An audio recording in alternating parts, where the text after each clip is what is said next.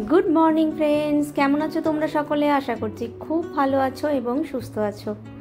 आज के जे भिडियोटा निये चले एसेछि सेटा तोमरा देखेई बुझते पारछो जे जगन्नाथ मंदिरेर भिडियो निये एसेछि। निउ टाउन जगन्नाथ मंदिर, जेटा निउ टाउनेर रिसेंट एकटा फेभारिट अट्रैक्शन हये गेछे।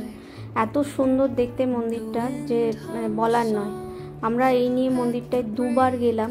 আগে একবার গিয়েছিলাম বেশ মাস দুই আগে, তখন এই ভিডিওগুলো শ্যুট করেছিলাম। আবার উল্টো রথের দিনেও গিয়েছিলাম রথটা দর্শন করব বলে, রথের দড়িতে হাত দেব বলে। তো লাকিলি সেটা হয়েওছে। আর ভীষণ সুন্দর মেলা বসেছিল, কিন্তু ওই প্রচণ্ড বৃষ্টি কাদার মধ্যে একদম খুব বাজে একটা পরিস্থিতি ছিল, যে মানে পা স্লিপ করে পড়ে গেলে মানে কি অবস্থা হতো তোমরা ভাবতে পারবে না। তো এই প্রথম যে সিনারিগুলো দেখছো এগুলো কিন্তু 2 মাস আগে যখন গিয়েছিলাম তখন তুলেছিলাম। আর এই যে মাঠটাতে গাড়ি রেখেছি, এই মাঠটাতেই কিন্তু মেলাটা হচ্ছিল। রথের দিনে এখানেই মেলা হচ্ছিল, বিশাল বড় করে মেলা হচ্ছিল। তো তোমরা তো সবাই মানে এতদিনে জেনেই গেছো যে নিউ টাউনে জগন্নাথ মন্দির প্রায় 1 বছর হয়ে গেল এই রথে। গত বছর জুলাই মাসে মানে 2024-এর রথের সময় কিন্তু এই মন্দিরটি মানে তৈরি মানে উদ্বোধন হয়েছিল আর কি। তৈরি তো অনেক দিন থেকেই হচ্ছিল, উদ্বোধন হয়েছিল। এই মন্দিরটা যে মন্দিরগুলির পাশেই একদম তৈরি হয়েছে, সেই মন্দিরগুলিও কিন্তু বহু পুরনো এবং ভীষণ বিখ্যাত। এই যে এখন দেখতে পাচ্ছ এই মুহূর্তে, এটা কিন্তু হাজরা কালীবাড়ি। এই হাজরা কালীবাড়ি কিন্তু বহু পুরনো মন্দির এবং এখানে কিন্তু বহু মানুষ দূর দূরান্ত থেকে আসে পুজো দিতে, নিজের মনস্কামনা পূরণ করার জন্য। প্লাস ওখানে কিন্তু বলিও হয়, কারণ আমরা হাঁড়ি কাঠ দেখেছি ওখানে, তো বলিও হয়। তো এই আশেপাশে অনেক 3টি মন্দির আছে। একটা তো এই হাজরা কালীবাড়ি, একটা বনবিবির মন্দির আছে ঠিক এর পিছনেই, আর এর সাইডে একটা রাধাকৃষ্ণের মন্দির আছে।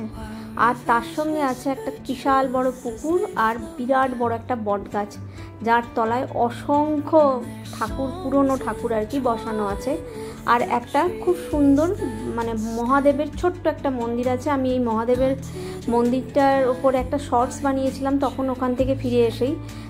ভীষণ সুন্দর দেখতে শর্টসটা ছিল। আর মন্দিরগুলো দেখো, এত সুন্দর ডিজাইনগুলো না, প্রত্যেকটা মন্দিরের ডিজাইন ভীষণ ইউনিক, একদম সুন্দর ডিজাইন। এরকম ডিজাইন আমি জেনারেলি যত মন্দিরে ঘুরেছি তার মধ্যে আমি দেখিনি।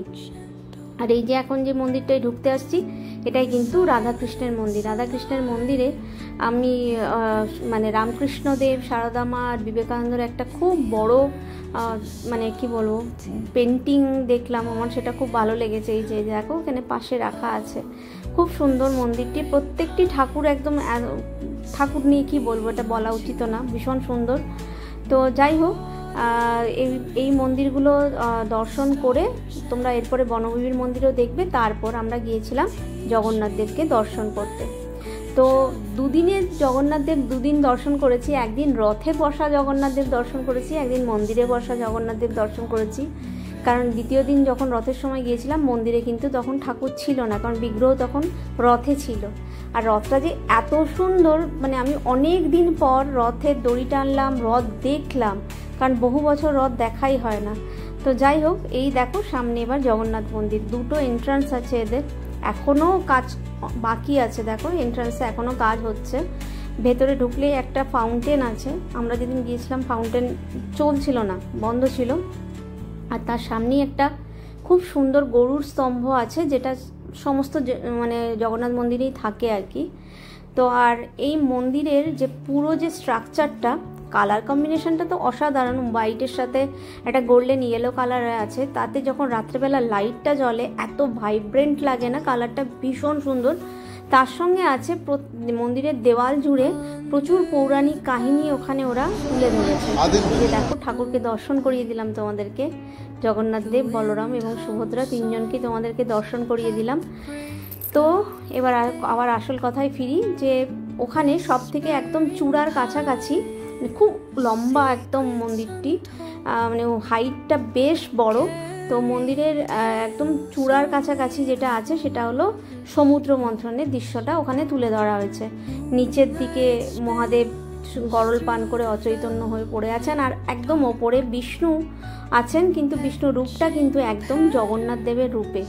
জগন্নাথের যে মুখের মানে মুখ যেমন দেখতে হয় সেই রূপেই কিন্তু ওখানে বিষ্ণুকে ওনারা তৈরি করে রেখেছেন সুন্দর করে। তারপরে আছে নিচের দেওয়ালে যে ওই যারা নগর কীর্তন যেটা আছে চৈতন্যদেবের, সেই নগর কীর্তনের দৃশ্যগুলো দেওয়ালে লাগানো আছে। তার সাথে আছে মানে বিষ্ণুর যে 10 অবতার, সেই 10 অবতার অনেকগুলো ওখানে দেওয়ালের মধ্যে খুব তৈরি করা আছে।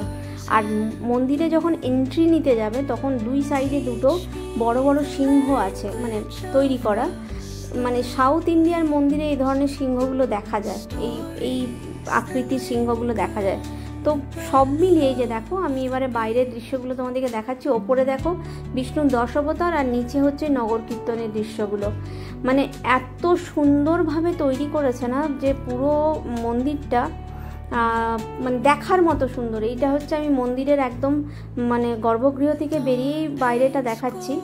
এইবার মন্দিরের বাইরেটা তো তোমাদেরকে বলেই দিলাম। আর এই দেখো সামনে দেখো 2টো সিংহ দেখতে পাচ্ছ।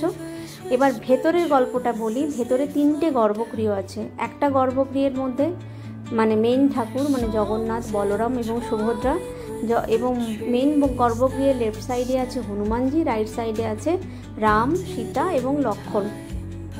এইভাবে 3টে গর্ভগৃহ সাজানো আছে। এবং মন্দিরের ভেতরেও অনেক দেব দেবীর মানে দেওয়ালে এরকম করে তৈরি করেছে। তো সব মিলিয়ে মন্দিরের যে স্ট্রাকচার, আর্কিটেকচার, সেটা খুব সুন্দর, ভীষণই সুন্দর। আর এই দেখো রথ দর্শন করিয়ে দিলাম।